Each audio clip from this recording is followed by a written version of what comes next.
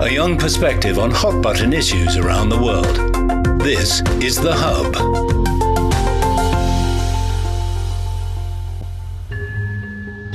High above the world, there's a land of ice, silence, and sky.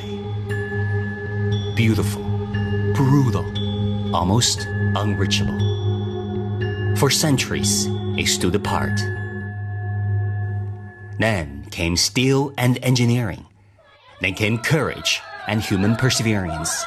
Then came the highest railway on earth.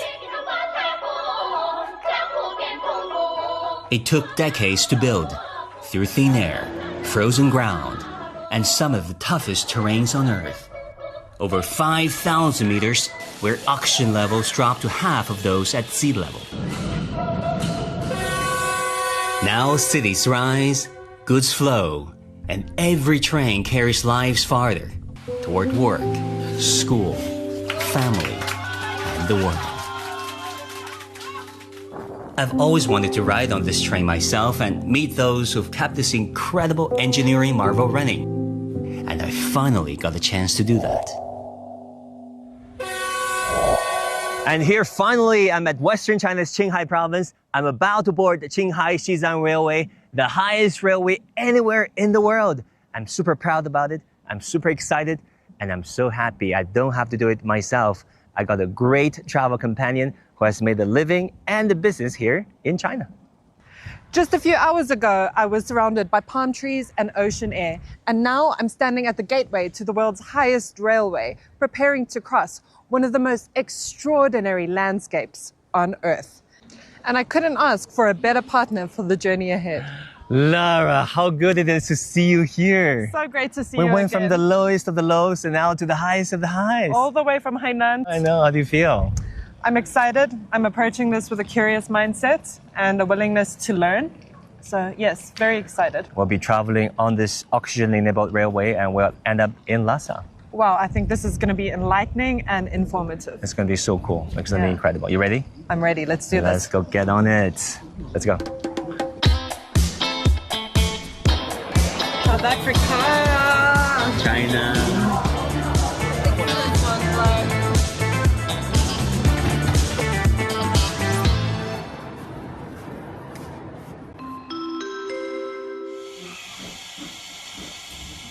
So good morning, guys. We're traveling on Qinghai-Xizang Railway, the highest railway anywhere in the world.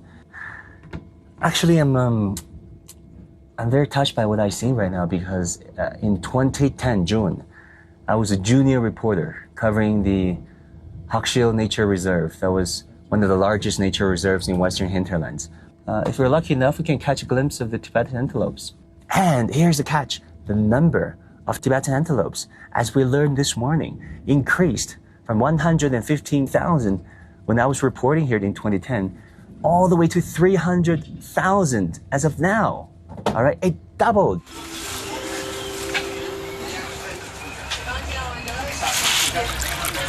How do you feel as a South African, seeing the way nature is reserved and animals and Tibetan antelopes? Maybe you can compare and contrast a little bit. I think seeing that, it gives me a deep sense of appreciation. I was also just reading up on what environmental protection methods were taken during the construction on all of this, right? And there were billions pumped into environmental protection, the crossings for the wildlife animals. This has brought so many huge benefits, but for sure, on the environmental aspect. I was reminded of the days when I was last year actually in Kenya, Nairobi, in mega project, the Mombasa-Nairobi Railway was built, and there are under tunnel passes for animals, wildlife to go under. Yeah. All kinds of wildlife, you name it. Just a continuous line of the construction vehicles, cranes, trucks. We're not stopping here. We're not stopping there. I think, what's fascinating is that before this railway was built, people said it's humanly impossible to build. Yeah. And now we're here 20 years later, and it's not only well built, it's being maintained, and we're seeing more access routes, we're seeing more maintenance, construction, integration of modern technology. On a railway closer to the sky than any other, safety begins long before the train moves. Every smooth mile hides a quieter story. Constant vigilance, repeated day after day, mostly unseen. To find out how exactly safety is guaranteed for a railway that runs through one of the world's toughest terrains, we visited Xining Locomotive Depot. Here, ultrasonic flaw detection robots serve as a second pair of eyes, searching for cracks, weaknesses, and hidden risks too small for the human eye to catch.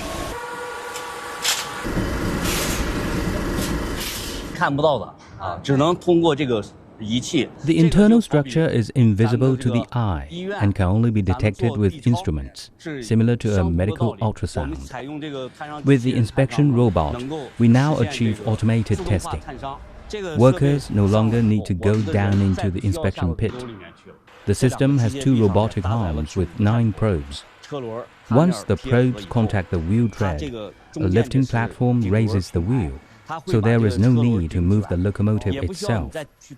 After lifting, rollers rotate the wheel, and the system scans the entire surface during rotation. This is improving multiple aspects, right? Because on one hand, it's increasing the efficiency, because it's shorter inspection times. The second point is it's increasing the safety. And the third is it's also increasing the regularity of transport, because you can inspect more vehicles, so you can send more passengers or cargo. Before, we had to carry a handheld device, moving the probe back and forth across the wheel. Over time, it made our arms very sore.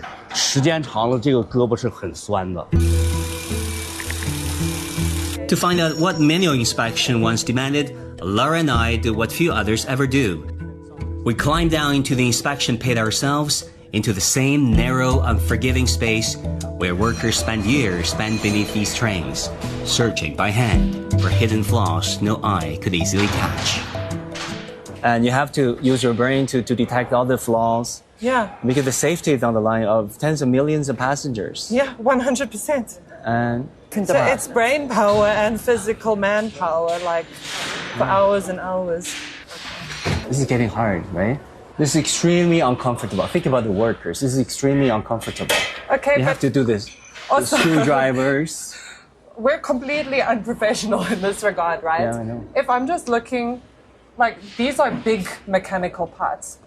So I think with this new robot technology, he said it's able to detect all the internal related parts that you can't see with the human eye. Obviously you cannot see. Well, what can you see, right? Yeah, but this just looks like a lot of big mechanical parts. But And if this all can be done by robots, that would be so sweet. The train moves on. Beneath every mile is the work of those who built this line, and those who still keep it safe. The world's highest railway carries more than passengers. It carries their discipline, their perseverance, and their promise that this line must never stop. The Qinghai-Xizang Railway is a remarkable achievement. From the start, countless workers devoted themselves to its construction and safe operation, some even losing their lives. As a railway worker, I feel deeply proud. Faces change, the mission remains.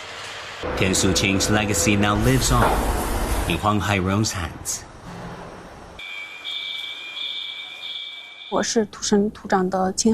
I was born and raised in Qinghai, and I understand how important this sky rail is to us. I had only ever traveled on trains before, never worked on them. I was curious about how trains are built, what's inside them, and how they actually run along the tracks. Getting from my hometown to Xining used to mean a journey with 3 transfers: car, bus, then shuttle. It took over over 3 to 4 hours. But after the railway opened, it now takes just about 10 minutes to travel from Xining to my place. The experience and skills passed down from the older generation are something we must inherit and continue to learn. At the same time, we need to keep innovating, building on their experience while making use of new equipment and new technologies. The Qinghai-Xizang Railway has helped more students go out into the world and brought more people in. It has also attracted many outsiders to come here and start businesses. But I would also understand that more people from other regions, it also allows them the opportunity to come here and study here. There might be some kinds of industries. Or to travel, or to set up a business. Exactly. This is my 9th year, and I always feel such a stark contrast in terms of efficiency of daily life when I go elsewhere, when I go to other countries. High-speed rail, 5G networks, all of these kinds of things allow you more freedom in your life. In many ways also provide more safety. However, I rarely ever take a step back and think about the hard work and the blood, sweat and tears that went into creating the space for majority of people to use.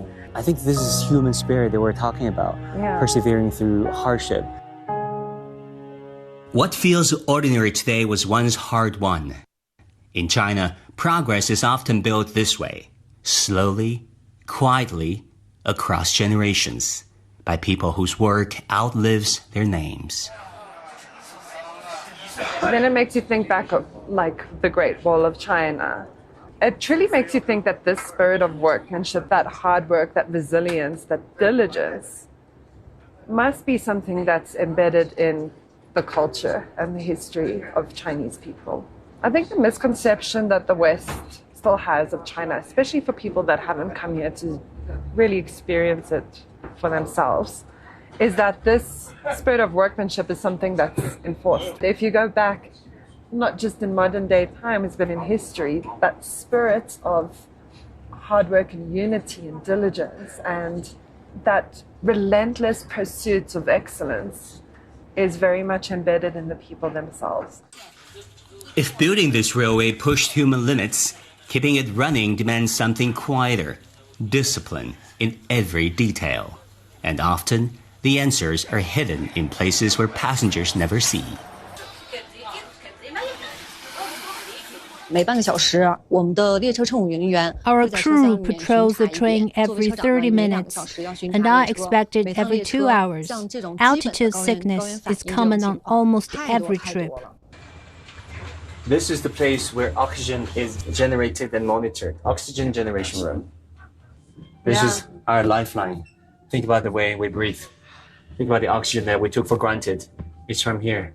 I've worked as a chief conductor on the Qinghai-Xizang Railway for 5 years. By August and September, it might snow up in the mountains. Under such harsh conditions, the roads might be closed. After Qinghai-Xizang Railway started to operate, trains run every day, making travel much easier, especially for medical treatment and education. We see international passengers on virtually every train. From May to September, we can see foreigners on almost every train.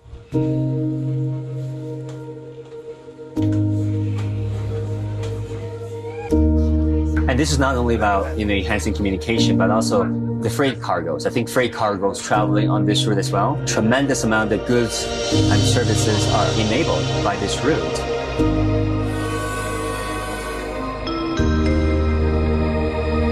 Along this railway, change reveals itself in different ways, in different places. But few places tell that story more clearly than Nachu. Dongxiang has worked at this station for years, long enough to see a city rise around him almost from nothing.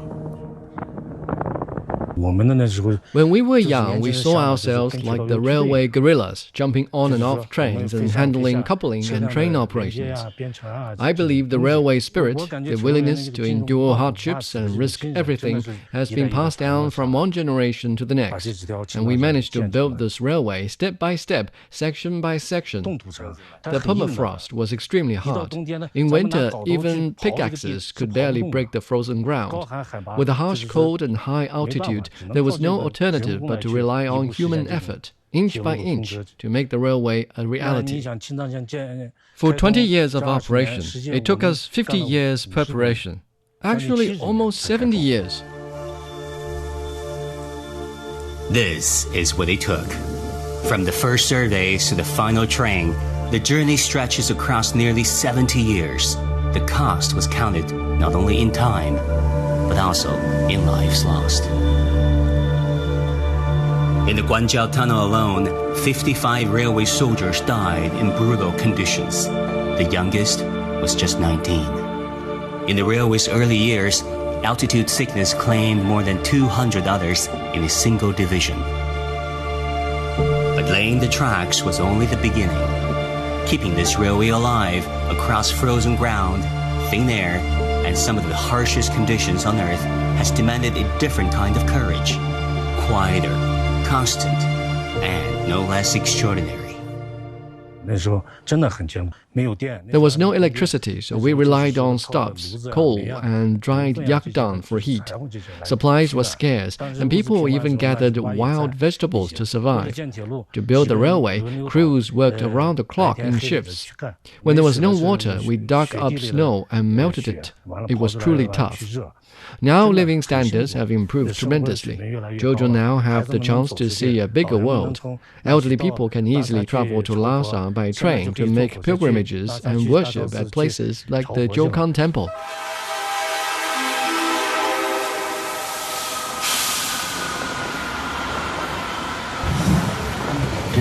The world's highest railway carries us onward, and at last, we reach Lhasa. Let's go! Here, 20 years of change has become part of daily life, so completely that it no longer feels like change. It feels like home. For the elderly, that means more than convenience. It means easier journeys, gentler days, and the peace of a world brought closer.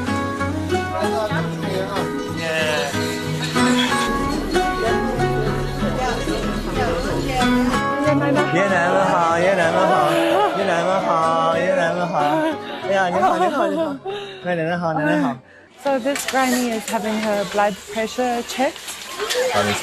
Yeah. She looks healthy and fit. I think, what's the other important aspect of maintaining good health, especially if you're in your elder years, is companionship. Companionship is very important, yeah. They have their friends here. It looks like a little tea party every day with your friends. Yeah. Right?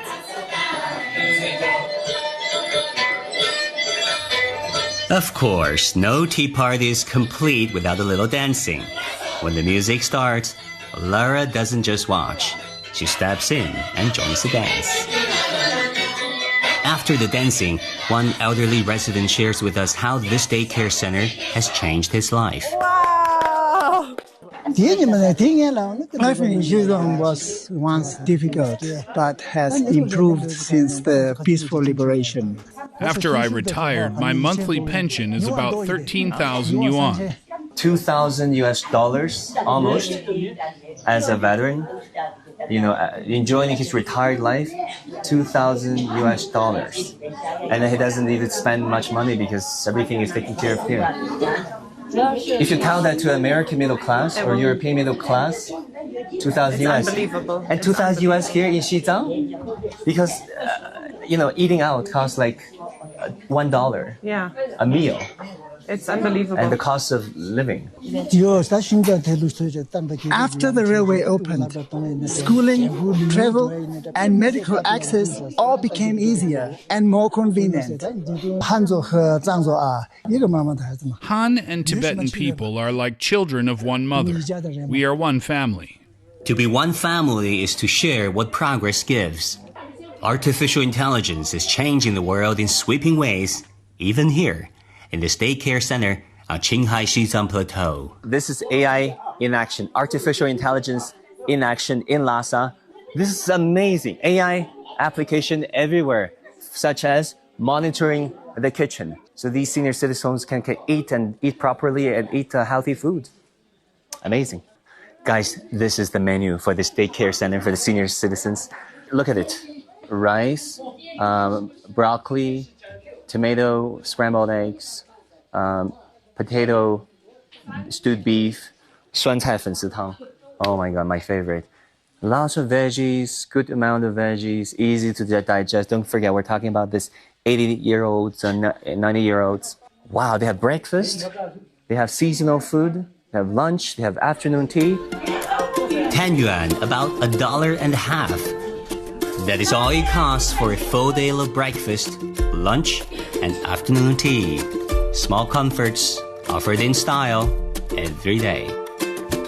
And alongside them, eye screenings, health checks, fitness classes, care in many forms.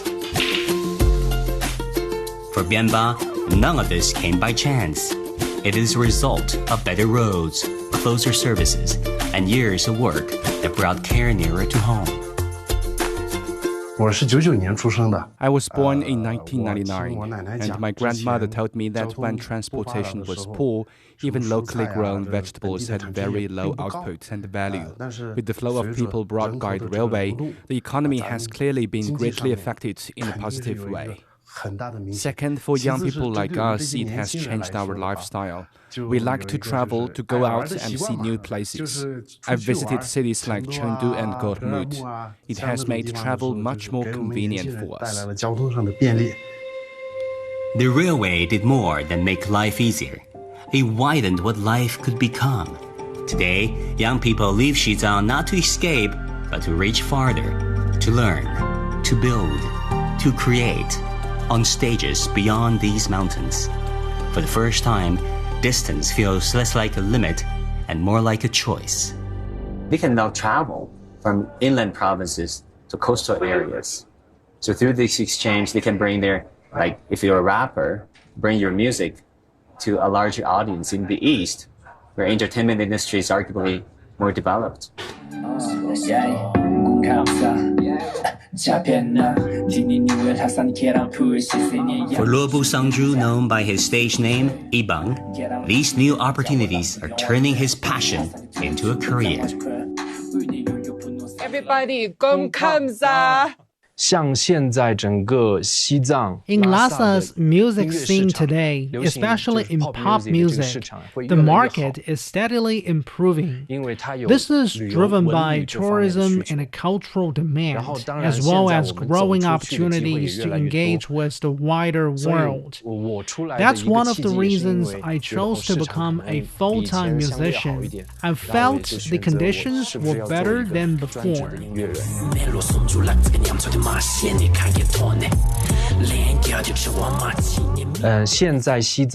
people in Xizang embrace diversity and vibrance. Many young people have started wearing traditional Tibetan robes and studying traditional costumes.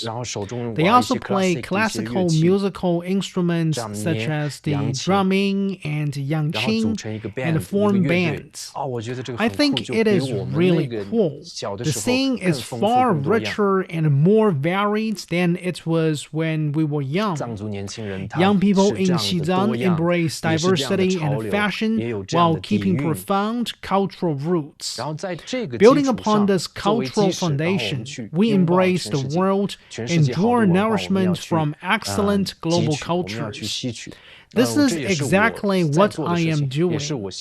I hope to show the world an image of young people in Xizang, people with musical rhythm, independent thinking, and a professional technique.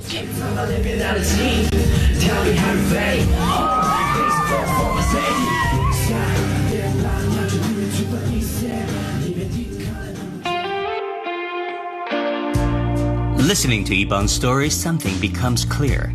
This railway was never only in the business of moving trains. Its truest cargo was lighter than steel and far harder to carry. the chance to become someone you could not have been before. A musician finds his stage. A dream leaves the mountains and returns home. It's hard to believe that everything we learned, all the stories we came across, the people we encountered, it's been an incredibly humbling experience. They have, I want to say built a bridge, but they actually built a railway, but they have bridged Xizang with the rest of the world, you could say, giving people so much more access to come and witness the beautiful culture, the history, the environment. The people here are so nice, so warm-hearted, so passionate, so spirited and cultured. Unless you come here, be where we are at this very moment, surrounding ourselves with these peaceful sceneries and peaceful people, folks would not realize or feel how we feel and empathize the way we do. 20 years on, this railway has become more than a feat of engineering. It has become a line of life across the roof of the world. Along it, we have seen tradition endure, distance shrink, and new dreams take shape beneath an ancient sky. The story of this plateau is not finished. It is still moving. One train, 1 mile, one life at a time.